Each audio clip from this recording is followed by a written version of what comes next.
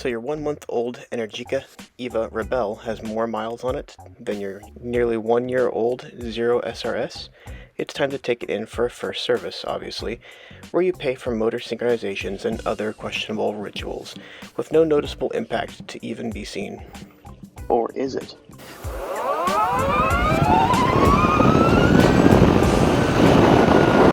The first service for an Energica is an oil change and filter cleaning.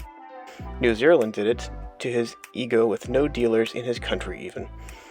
He documented the process and created the definitive video guide to completing the first maintenance.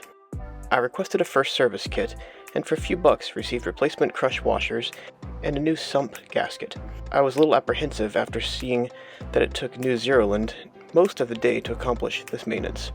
But luckily the Eva is a little simpler than the Ego to maintain. Let me explain how I half-assed my work. I didn't install spools to prop the bike off the ground from the rear. I left it on the kickstand without issue. There's no belly pin fairing on the Eva Ribelle, so I was able to skip the removal step for that entirely. Next, there was no human flesh in my filter. Unlike New Zeroland's Ego, my bike came through California. I can only imagine it's become a vegan along its journey due to its time spent in the port of Oakland. New Zeroland also had to remove much of his upper fairings to access his motor fill plug. And then you put about 1 liter of fluid into the motor. And the filler cap is right here. To get to that, you have to remove everything.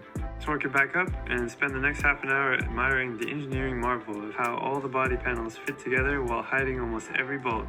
Italian design at its finest. With the Eva, Energica didn't care about aerodynamics as much since it's a naked bike, and left all the bolts exposed. This meant only one panel needed to be removed to access the fill plug. After about 6 bolts were removed. I didn't have most of the tools I needed, but luckily I did have an angled funnel thanks to watching New Zeroland's video to prepare.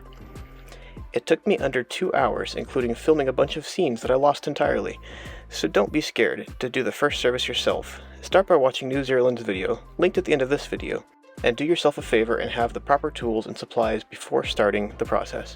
I'll link some in the description along with another link to New Zeroland's video.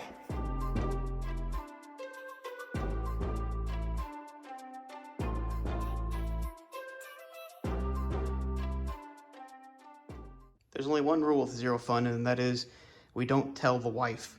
Comments down below if you know how to get transmission fluid out of concrete.